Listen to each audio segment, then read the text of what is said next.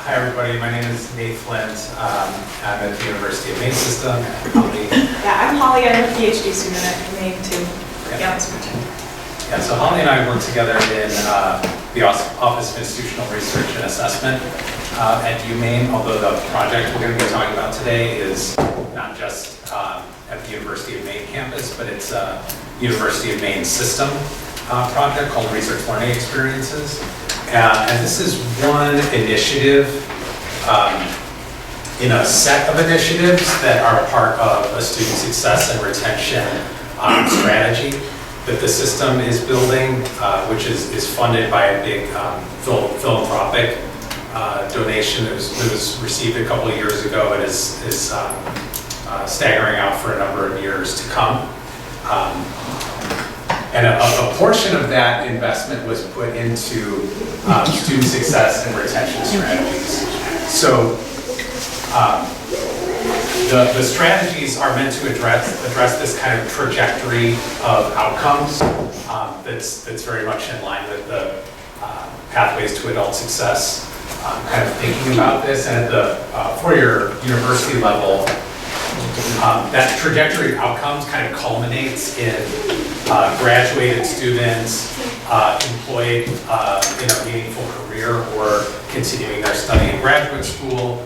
But mapping backwards from there, right? It begins with coming in and having a successful first term as a college student, which then hopefully leads to retention to the second term and the second year, and ongoing, persistence culminating in graduation. And so the arrows down below are the strategic initiatives that make up this approach to supporting that trajectory of outcomes. So today we're going to focus on just one of them, which is these research learning experience courses. But within our kind of scope to analyze and support these projects, there's going to be other strategic initiatives along the way. One that's launching in the fall is focused on improving outcomes in Gateways courses, which are classes that are kind of taken by a lot of undergraduates and have either kind of had some mix of high DFWL rates or just courses that are taken by a lot of students. And so even if the percentage of DFWL isn't really high, there's a lot of these courses are contributing disproportionately to the course failure we see. And then coming online later will be Pathways to Career, which is about connecting students to pre-professional internships or experiential learning as part of their undergraduate career.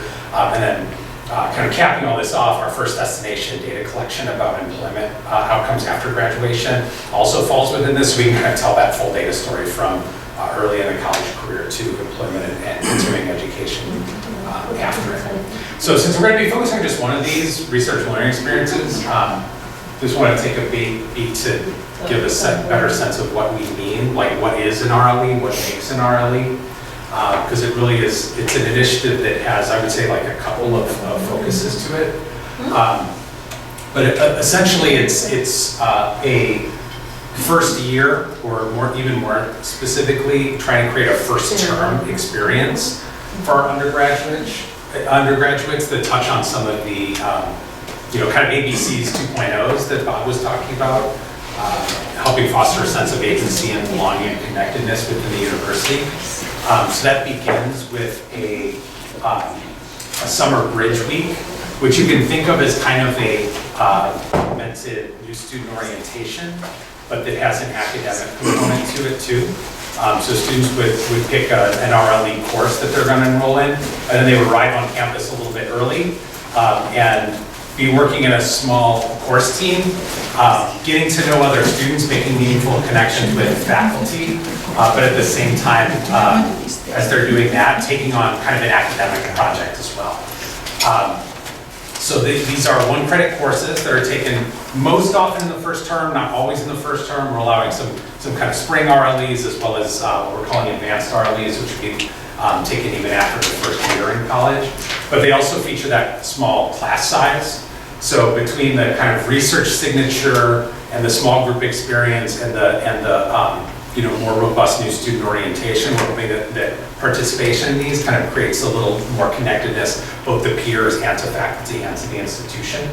And then finally, the RLEs are characterized by having a sort of a course design and a pedagogy that's based on not just kind of answering questions, but developing open-ended questions and then exploring them yourselves in kind of an open-ended way and sort of developing a research question, pursuing a research question, and then presenting it. Just as an example, I know these are all small, but this is kind of the gallery view of the different RLE course offerings that were available in the first year of the pilot. And so just to zoom in on a few of them, not much went into the selection of these 3 courses other than to give you an idea of the diversity of academic topics and departments that kind of offer them. So they really do run the gamut from very kind of STEM-focused things, like an RLE can be focused on 3D printing, to a lot of fieldwork-based things, like this one in the middle that's like an agriculture-focused course topic. They would have students out in the field, maybe like visiting farms or doing something kind of active as part of that bridge experience, all the way to, from the STEM to performing arts, visual performing arts, creating works of art, performing music. So it's a challenge with the RLEs that we wanted to put forward this kind of like this vision of an enhanced research first-year experience course, but also have it generalizable enough that really any department or any major could pick up the banner and offer one. And then so just to give you a little sense of the scale of this and where we are in the pilot process right now, we're really considering the first 3 years of this a pilot, but with the hope to make it a really sustainable program after that. So we're kind of just capping off our second year. And in the first year of the pilot, you'll see this, so what I've got is the number of students who participated, and then in parentheses, the number of course offerings. So in the first year of the pilot, in 21-22, only 2 of the 7 campuses that make up the system got started at that point offering RLEs. They were almost all at the University of Maine campus in the center of the state there, kind of sitting over Bangor. And then there was one offering at the Machias campus. In the academic year that just finished, that spread out, and at this point, all but one of the campuses in the system have offered at least one RLE. And then, let's see, 4 campuses we're doing for the first time this year. And over 100 courses have been offered at this point, and 800 students have participated across the system up to now. And so one of the things that's exciting from where I sit and where Holly sits in institutional research is that this initiative is kind of threaded throughout with some intentional assessment to try to, as these pilots go forward, be giving ourselves streams of data to kind of tell ourselves a clearer picture about, first of all, how successful we're being at improving that trajectory of outcomes, from course success and retention, but also what aspects of the student experience and what aspects of the course design and how we teach are really driving those outcomes that we want to see as well. So this was the logic model that sort of informed our design of an assessment system that we were going to embed throughout all those diverse course offerings. So really, we kind of live in the middle of it, which is wanting to see things like, by participating in RLEs, we wanted to see things like if you look at that top yellow box, student or the top green box rather, students achieve kind of better like cognitive outcomes from these courses, or a greater sense of belonging to the university. So in order to measure how well those different aspects of the logic model are coming together, we've integrated into all the RLEs. We ask that people kind of participate fully in this assessment process, which includes early on, we survey faculty to just basically to get an understanding of the way that they're teaching their course, like which learning outcomes are they targeting. And then we have a midpoint faculty survey too that asks about like what were the specific high impact practices that they employed in teaching the course. We do that sort of later on in the term in case people's plans change and they end up teaching the course differently than they originally intended or designed it. And then we have probably the thing that's getting our most rich data so far is a student pre and post course survey, where we're measuring some constructs having to do with feelings of academic self-efficacy, but also some of those sense of connectedness and belongingness to the university. And then we have one rubric assessment of one of the cognitive learning outcomes for RLEs by the end of the course. So these are our kind of streams of more, above like just kind of the basic, you were enrolled in an RLE, did you re-enroll next year? The basics we would need to answer that retention question. We're sort of embedding throughout the courses these streams of data as well to give us more assessment, right? More like what's working when students are taking RLEs, or even among students who are not, because we administer at least the student surveys in a set of control courses as well. So we can say, is being in an RLE associated with something we're measuring through our survey, like connectedness to the university. So Holly has really been like the primary person digging into some of these. So I'm going to turn it over to Holly on what our latest thoughts are.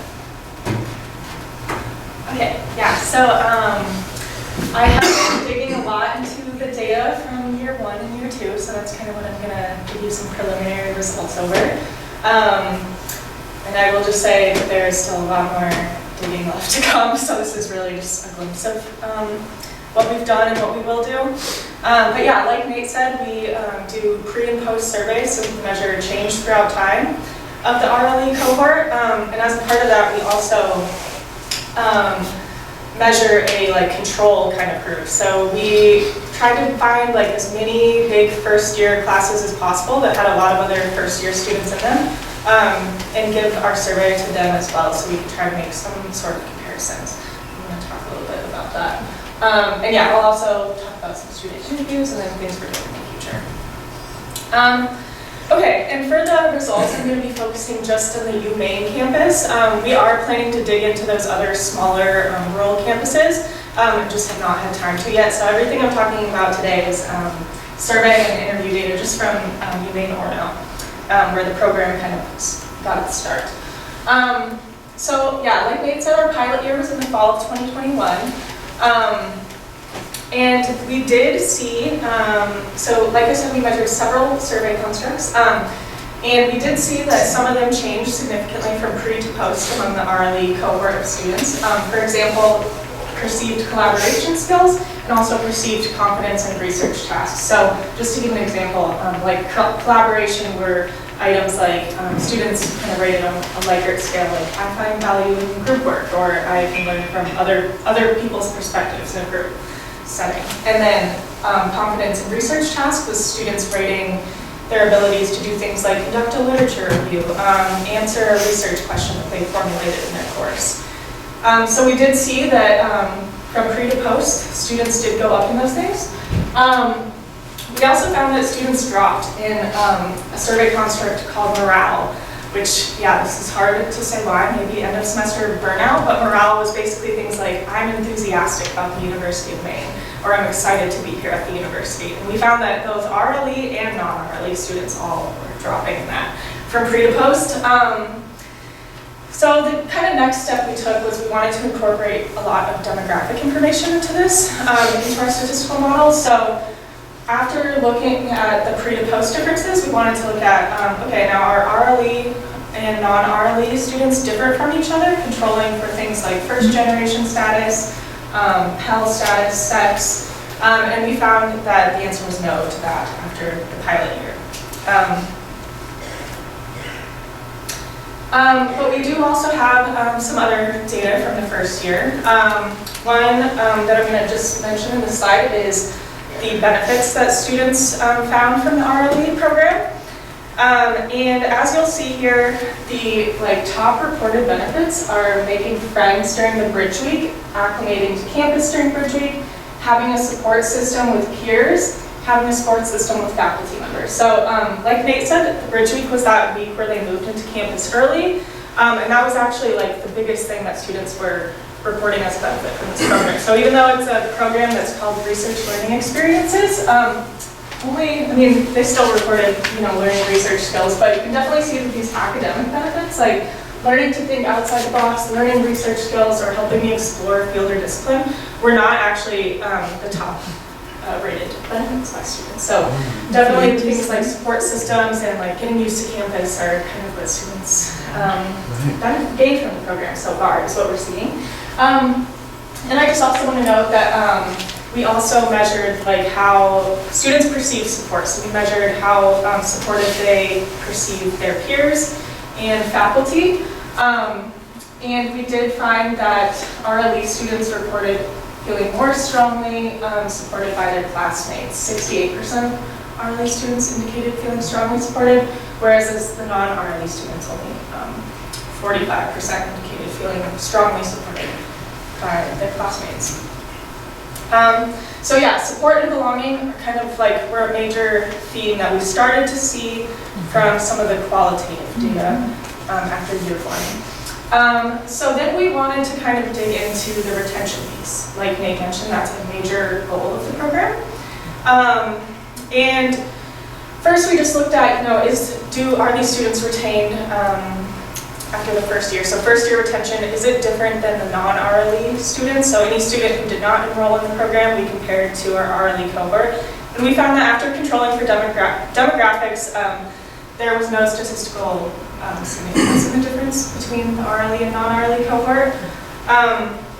And so the next thing we did was we combined RLE and non-RLE group, and we just said, okay, well, we have all these students that kind of took our survey, and we know we measured things like sense of belonging, research, self-efficacy, and we think that those are things that are going to be important to retention. So let's just look and see, like, are the post scores on those survey measures actually going to predict retention for all students? And the answer was no for most things, except for the sense of belonging scale. So for all students, both RLE and non-RLE, sense of belonging to the University of Maine post scores are positively related to first year retention, controlling for demographics like health and first gen status.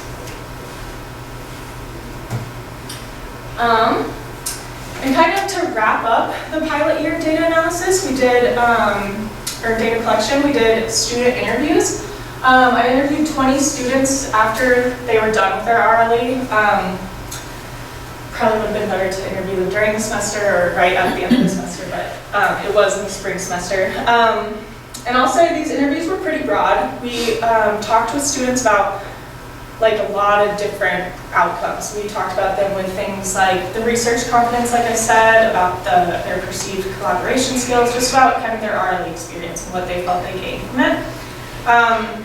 And one of the things that we talked about was sense of belonging. So we asked students, how they felt the RLE or what part of the RLE fostered or didn't help their sense of belonging. And pretty much every student had something positive to say. I will say there were 2 students who fit into kind of like the negative sense of belonging category, but one discussed reasons being that the RLE just wasn't challenging enough for them. They didn't feel like they really fit. They felt like they should have been in a class that was more advanced. And another student just said that they just didn't like the RLE. So overwhelmingly positive towards sense of belonging, and kind of these are the overarching or major themes that emerged from the data. So the biggest thing that students said was having a support system. So 8 students indicated that either peers or faculty connections and support was the biggest thing that helped foster their sense of belonging. So here's just a student quote where one student says, I'd say all my closest friends, or almost all of them, are from the RLE. Learning about university resources was another big theme from the interviews. So this is where students kind of indicated that their RLE gave them, basically showed them, other resources on campus like the library or buildings or other faculty that they could connect to. So this is a quote that kind of represents this. The student said, I have a goal in mind. And then they went on to describe a goal that they had in their engineering major. And they said, and the RLE showed me, okay, you have these tools. So the RLE kind of helped them to see that they had these tools on campus that were available to them that they could maybe use in their future research goal that they had. And then last is acclimating to campus early. So this kind of relates to when I talked about students reporting that the bridge week was a huge benefit. these were pretty much all discussions about Bridge Week, or the acclimating to campus early. And one student said, I thought it was cool that I got to be here a week early. I didn't have to move in with everybody else because that would have caused panic and anxiety, which is fair. So yeah, a lot of students seem to be benefiting just from being on campus early, whether that's like, yeah, getting to see the buildings that you're going to go to early or making friends. Okay, so that's kind of the pilot year. We just finished up with fall of 2022, and I'm just digging into this data right now, so this is really preliminary, so I'm just going to show a couple things. But we are seeing now in year 2 that even after controlling for you know, the student pre-score, sex, high school GPA, first generation status, and even RLE course, that RLE students are significantly higher on the post-survey than their non-RLE peers. So you can see here that in the non-RLE group, they actually go down on this. And these were items like basically items like I feel like I belong at UMaine, or I feel like I'm a part of the university community, just to remind you. And yeah, the RLE cohort went up pretty significantly. Another item that we're seeing as promising is reflection. So this is students like perceived abilities to reflect on their own learning, so kind of like the metacognitive process. And again, we ran the same model, and we found that, yeah, RLE students are scoring significantly higher, even when controlling for the demographics and the pre-score. And I just wanted to mention this here as well, because Nate did mention that we did a faculty survey, and we didn't have time to talk about all the results of that, but we did ask faculty, like, what are you doing in the RLE?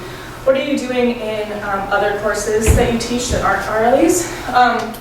And reflection actually stood out as one of the biggest, that RLE faculty are reporting that they're doing in their RLEs that they don't do in other classes that they teach. So I just wanted to point that out, yeah, like 81% are saying they're using reflection strategies in the RLE, where only 26% are saying they use them in their other classes.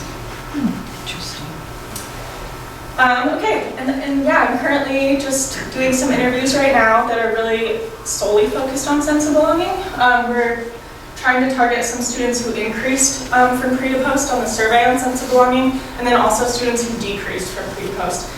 So we can get kind of a range of perspectives on how the RLE is or is not helping, since that seems to be a big indicator of retention. So yeah, we'll have more fun results from that. And then just some future directions in the analyses. So like I said, we have not even began to dig into all the data that we have. We have a lot. So some things we're going to look into soon are if RLEs are particularly beneficial to marginalized groups of students or underrepresented students, such as first generation students. We're also going to be looking into like which RLE course strategies are most effective at increasing student outcomes. So like I said, we have that faculty data where faculty report on what they did in their RLE throughout the semester. So for example, we want to see like, is going out and doing field work in a class, is that most impactful to sense of belonging or research self-efficacy? Those kinds of questions. And we're also going to be kind of digging into that to compare year 1 and year 2. Like I said, we saw differences. Like we didn't really see a lot in year 1. And then in year 2, we're seeing a lot more differences, even when controlling for the demographics. So we want to look at, our returning faculty using different high-impact practices or more high-impact practices than they were in year 2, that type of thing. And then, yeah, we're also currently trying to dig around and talk to a lot of different deans on campus to account for other classes that have really high-impact practices and experiential learning, just so we can get a better idea of who's in our non-RLE sample. Are they, also taking classes that do a lot of field work or field trips or experiential learning? Yeah, and then evaluating the program for controls with opt-in effects, which I'll talk about here. Yeah, so those are the results, and then just, thinking about the future. One thing to note is that we are trying to work on how to address RLE participation. So right now, it's not a required thing, it is an opt-in thing, and we unfortunately have seen that, it seems to be a lot of high-achieving students that opt in. In the first 2 years, most students had higher high school GPAs, And there were like more honor students than the general first year population. So in the next upcoming year, we're trying to implement two kind of solutions for this. So a few of our programs at UMaine, it's like nursing and microbiology and business, have opted to make the RLE required for their incoming first year students. So that's going to kind of take away that opt-in effect, because all students incoming in that major are going to take an RLE. So we'll be able to look at the effects of the RLE in that cohort.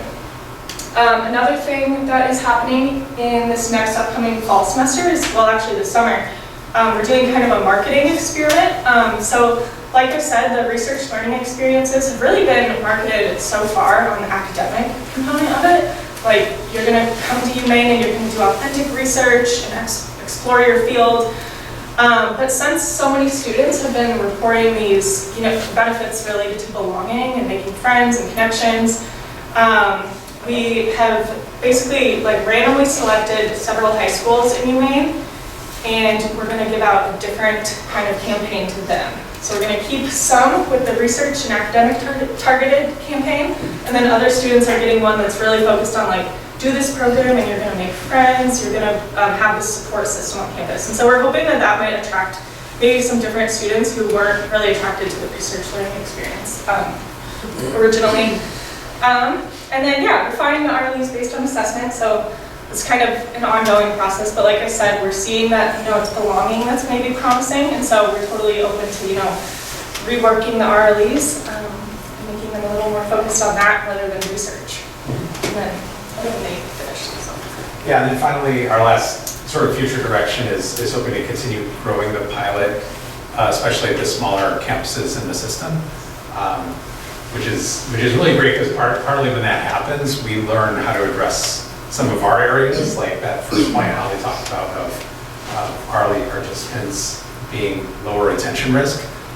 We didn't see that as some of the other campuses got up and going, like our Farmington campus, which was the next largest in their RLE rollout. They sort of hooked it to an existing first year seminar course. So far, it looks like in their first year out of the gate in the pilot, they didn't have that same issue we had at UMaine, where there was an opt-in effect where the students participating came in with lower retention risk in the first place. So the more this spreads out, the more we can learn from each other. So we're growing the initiative at smaller campuses is one of the ways that we're really trying to use the Design Challenge Award, and we're grateful to Pathways to Adult Success for doing that. So we're going to host kind of a workshop at I think especially at our northern campuses, Fort Kent and Presque Isle, to help sort of attract more faculty, sit down and work through with some instructional designers some design of an RLE and go through the whole assessment toolkit so that it's less intimidating to get started. So that's what we're going to do.